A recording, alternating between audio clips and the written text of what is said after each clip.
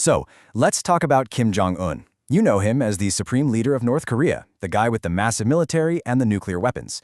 But here's the thing. He's a man caught between two completely different worlds. On one hand, there's the brutal, paranoid legacy he inherited.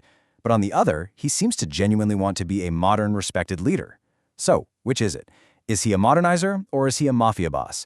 That's the dictator's dilemma we're going to unpack today. You know, this quote right here, it absolutely nails it. It's the perfect way to understand Kim's big problem. Just like Michael Corleone in The Godfather, he wants to take the family business legit.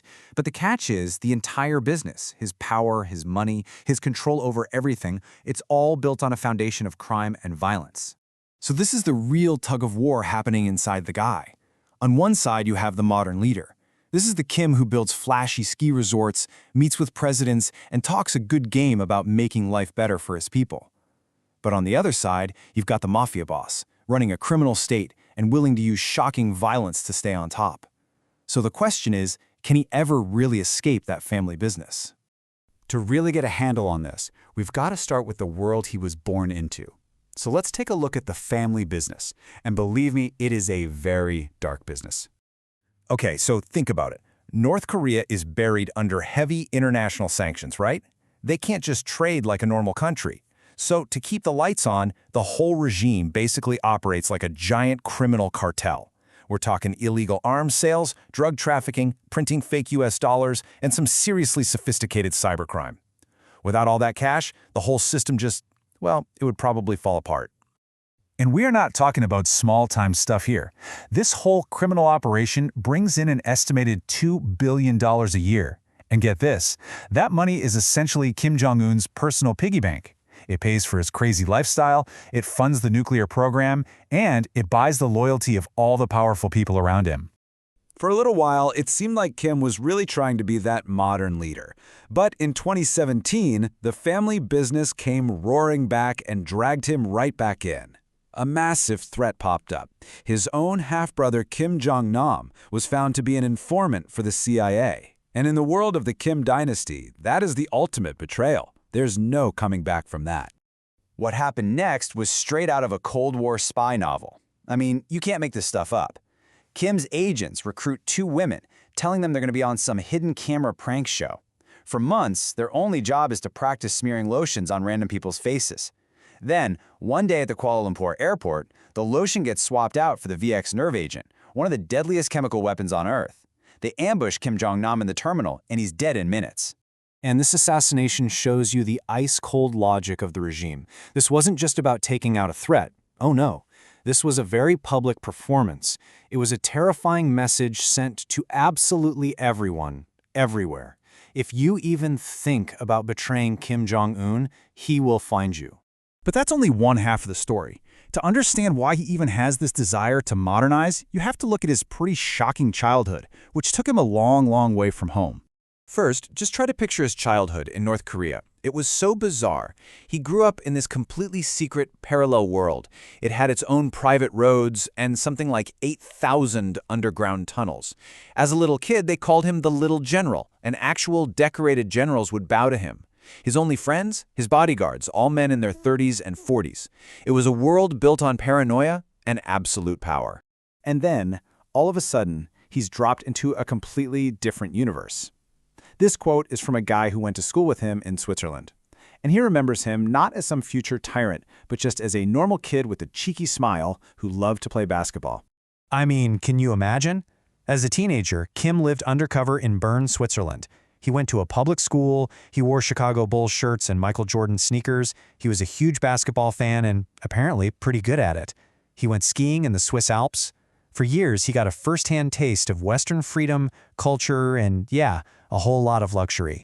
But then, that life was just ripped away from him. In the middle of the night, his aunt and uncle, the people who were basically raising him there, they defected. They walked into the US Embassy and just vanished. He was left totally abandoned, and just like that, he was thrown right back into that secretive, brutal world of his family. So how on earth does he square these two parts of himself, the paranoid prince and the kid who loved the NBA? Well, his solution seems to be a kind of dual dictatorship, where he shares the stage with the only person in the world he actually trusts, his sister. This quote from their father, Kim Jong-il, really tells you a lot. He apparently thought his sons were idle blockheads. Ouch. But he said it was his daughters who had the brains and the guts for politics. And well, it looks like he was right. So they've basically split the job in two. They're running a classic good cop, bad cop routine. Kim Jong Un gets to be the good cop. He's the modern, smiling statesman who builds theme parks and meets with world leaders. Meanwhile, his sister, Kim Yo Jong, is the bad cop. She handles all the dirty work. She's the one issuing the terrifying threats and keeping everyone in line with an iron fist. And let's be very clear, she is not just for show. As this quote makes clear, she is seen as absolutely ruthless, a shark. She's the enforcer.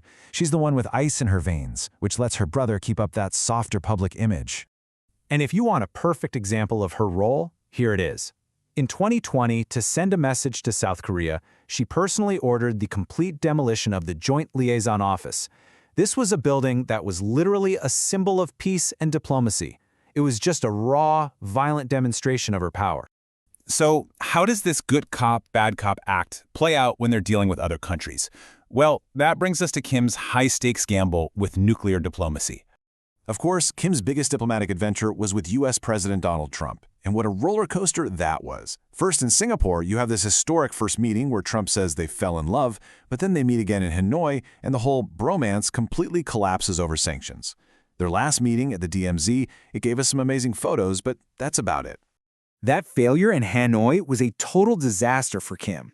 He was so sure he was going to get a deal to lift sanctions that he announced the summit to the North Korean people beforehand, which is something they never do. So when he had to go back home with nothing to show for it, it was a massive public humiliation. And this chart here shows you exactly what happened next. After that diplomatic gamble failed, the regime immediately went back to its old playbook. You can see it clear as day. Diplomatic engagement drops off a cliff, while threats, provocations, and weapons development all shoot right back up. And the direct result of that shift was, well, it was terrifying. In 2020, North Korea showed off a brand new ICBM so massive that military experts just started calling it the monster. If he couldn't win respect at the negotiating table, Kim decided he was just going to build a bigger hammer to force the world to pay attention. And that brings us right back to the central dilemma. He tried playing the diplomat, and in his eyes, it failed spectacularly. Now, he's doubling down on military power. And so the entire world is left with this critical question. Moving forward, which side of Kim Jong Un are we going to see? The modernizer who grew up in the West, or the ruthless heir to a brutal family business? The answer is going to shape global security for years to come.